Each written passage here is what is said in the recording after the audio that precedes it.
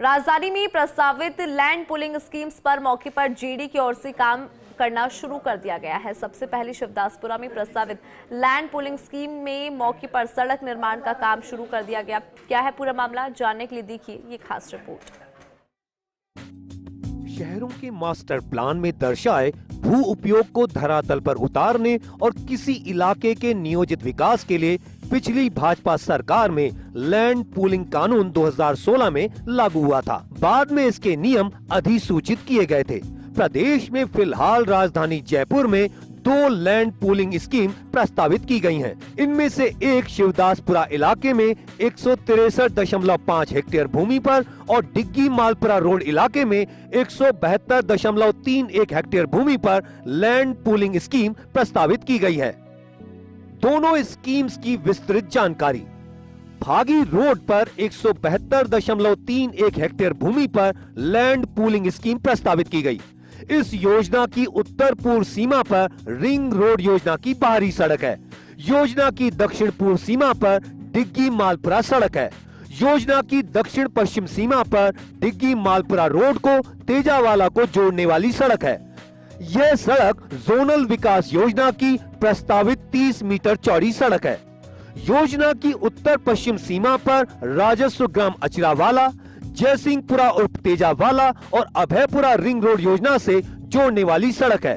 यह सड़क जोनल विकास योजना की प्रस्तावित 30 मीटर चौड़ी सड़क है। इस स्कीम में अचरावाला, तेजावाला और अभयपुरा गांव की जमीन शामिल है। जेडीए की ओर से तैयार स्कीम के ड्राफ्ट प्लान को राज्य सरकार मंजूरी दे चुकी है। शिवदासपुरा इलाके में 163.51 हेक्टेयर भूमि पर दूसरी लैंड पूलिंग स्कीम प्रस्तावित। लैंड पूलिंग स्कीम के अंदर 40 फीट से लेकर 200 फीट तक चौड़ी सड़कें प्रस्तावित। टोंक रोड की तरफ जोनल डेवलपमेंट प्लान की 200 फीट और 300 फीट चौड़ी सड़क प्रस्तावित, जबकि दूसरी तरफ बरखेड़ा की तरफ 100 फीट चौड़ी सड़क प्रस्तावित। स्कीम की अधिकतर भूमि का मास्टर प्लान में आवासीय भू उपयोग है, जबकि शेष भूमि का रिक्रिएशनल, पब्लिक और सेमी पब्लिक भू उपयोग है।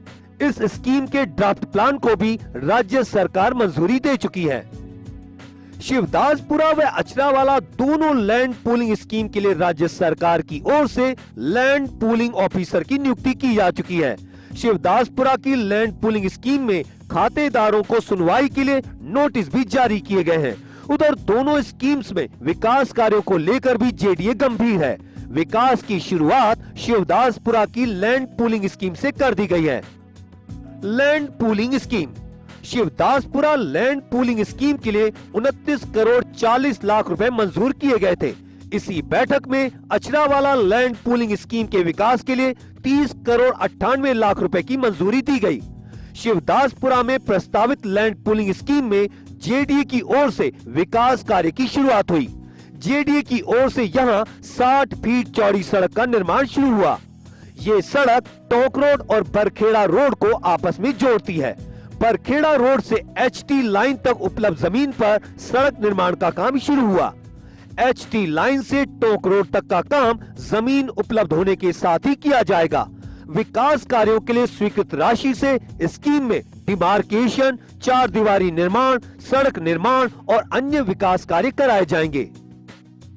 पिछले दिनों जेडीए के संबंधित अधिकारियों का एक दल सूरत गया था।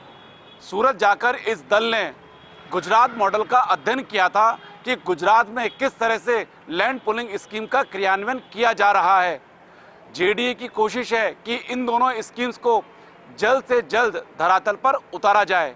कैमरा पर्सन राकेश के साथ Abhishek Srivastava, First India News, Jaipur.